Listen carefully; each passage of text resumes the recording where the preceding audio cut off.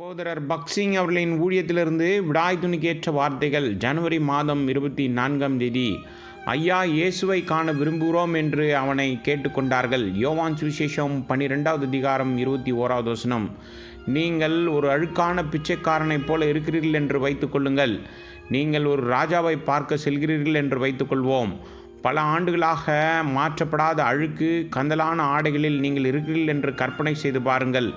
உங்கள் தலைமுடி பல ஆண்டுகளாக வெட்டப்படாமல் பல வாரங்களாக நீங்கள் குளிக்கவும் இல்லை என்ற நிலையில், இப்படிப்பட்ட நிலையில் நீங்கள் பெரிய ராஜாவுக்கு முன்பாக சென்று, ராஜாவே, நான் உமது முகத்தை ஒரு நிமிடம் பார்க்க விரும்புகிறேன் என்று சொல்கிறீர்கள் என்றால், ராஜாவும் உங்களிடம் உள்ளே வா என்று சொல்கிறார்.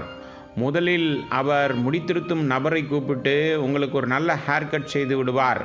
உங்களை குளிப்பாட்டி புதிய ஆடைகளை கொண்டு வந்து உடுத்த சொல்லி, பிறகு ராஜா உங்களை வெளியே அழைத்து கொண்டு வந்து, இப்போது என் இளவரசனாக நீ போ என்று சொல்கிறார். இத்தகைய நேரத்தில் நீங்கள் எப்படி உணர்வீர்கள்? ராஜாவை ஒரு நிமிடம் பார்க்க அழுக்கான பிச்சைக்காரனாக உள்ளே போன நீங்கள் இளவரசனாக இப்போது வெளியே சென்றிருக்கிறீர்கள். இதே ஆசையோடு தான் தம்மை பார்க்க வந்த கிரேக்கர்களிடம், நீங்கள் என்னை சில கணங்கள் மட்டுமே பார்க்க விரும்புகிறீர்கள், ஆனால் நீங்கள் என்னை பார்த்து என்னை போல் ஆக வேண்டும் என்று நான் விரும்புகிறேன் என்று சொல்லிக் கொண்டிருந்தார். ஆனால் இது எப்படி சாத்தியமாக்கும்? இதை காட்டுவதற்காகவே அவர், மெய்யாகவே நான் உங்களுக்கு சொல்கிறேன், கோதுமை மணியானது நிலத்தில் விழுந்து சாகாவிட்டால் தனித்திருக்கும், செத்ததே ஆக்கில் மிகுந்த பலனை கொடுக்கும். யோவான் சுவிசேஷம் 12வது அதிகாரம் 24வது வசனம். இப்போது ஒரு சிறிய தானியம் நூற்றுக்கணக்கான தானியங்களை தருகிறது என்பதை நாம் அறிவோம்.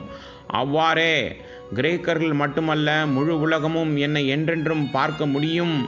என்னை பார்ப்பவர் என்னைப் போல் ஆக வேண்டும், நான் மரிக்க வேண்டும் என்று கர்த்தர் போதித்தார். இவ்வாறு நம்முடைய ஆண்டவர் மனிதர்களை அற்புதங்களாலும் அடையாளங்களாலும் அதிசயங்களாலும் ஈர்க்கவில்லை, மாறாக சிலுவையில் உயர்த்தப்பட்டதன் மூலம் மனிதர்களை ஈர்க்கிறார் என்று தெளிவாகவும் சரியாகவும் பார்க்கின்றோம். சில ஆண்டுகளுக்கு முன்பு பல இந்தியர்கள் மேற்கத்திய ஆடைகளை அணிவதன் மூலம் கிறிஸ்தவர்களாக மாறுகிறார்கள் என்று நினைத்தார்கள். அவர்கள் ஜார்ஜ், ஹென்றி, சார்லஸ் போன்ற மேற்கத்திய பெயர்களை வைத்து கொண்டனர். பெயர் மாற்றமோ அல்லது ஆடை மாற்றமோ உங்களை கிறிஸ்தவர்களாக மாற்ற முடியாது. கர்த்தர், நான் உன்னை மாற்றி உன்னை என்னை போல் ஆக்குவேன் என்கின்றார்.